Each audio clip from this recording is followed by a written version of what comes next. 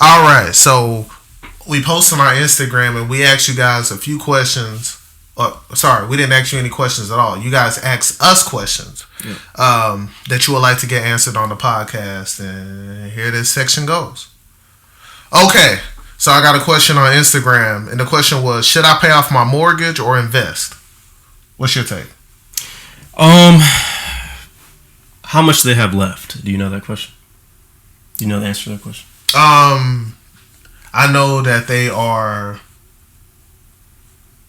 6 years into the mortgage, but I don't know how much they have left. Nah. Okay. What's their interest rate? Do you know? Back then, probably 4%. 4%. Okay. You could definitely invest into the stock market and get that interest back. I don't think you should act aggressively pay off your mortgage unless you're in some type of net worth race. You got some type of competition you out there trying to fulfill, but you don't necessarily need to do that. You can make way more money investing into the stock market than you can paying down your mortgage. So I would definitely invest. What do you think? I would do both. I plan to do both. I'm going to pay off my mortgage. I'm just going to have certain allocations. Mm-hmm. Certain percentage of my income goes towards investing. Okay. I'm going to keep that there. Then I will have whatever I have left over in my budget and throw that towards the house and paying that off early. Yeah, I mean, that's just actively paying off your mortgage. But paying extra. Paying extra. Okay. Yes, I will pay extra. I'll take whatever I have left over in my budget. Okay. Put that towards my mortgage. Okay. No problem. So that's my plan, to do once I'm out of debt, right? Because unfortunately, I got student loan debt at the moment. But once I get out of that, then I'm going to put more money extra every month towards my mortgage so I can pay that off early. So I say do both. He says just invest.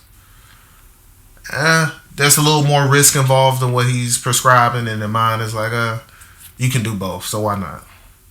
All right, next question.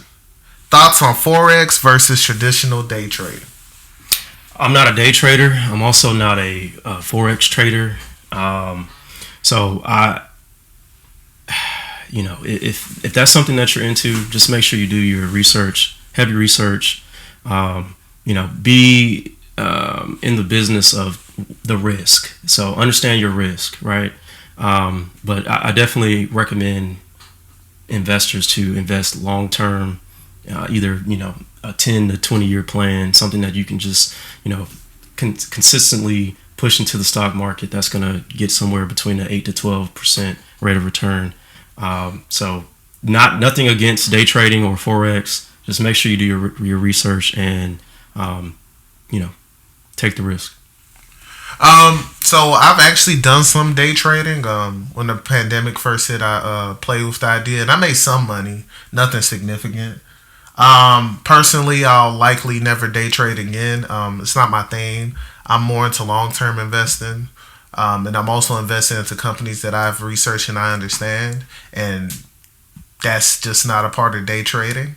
As far as Forex, to be completely honest, 100% transparent, I know nothing about Forex, but I do know that that's just another stream of income for people. And my only recommendation is not to do it just because somebody's, telling you to do it, is to learn from somebody, do your research thoroughly before you start throwing any significant amount of money into it. But yes, if you learn it well, you research it, you almost become one with it, then yeah, that's another stream of income that could work for you. But is it for everybody? Probably not.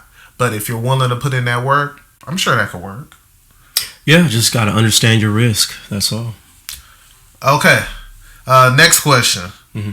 Thoughts on the current high yield savings accounts? I saw the other day, I think it was 0.8%, something like that. It just depends on your risk tolerance. So if you're not trying to lose, value in your money, then maybe a high yield savings account or some type of CD.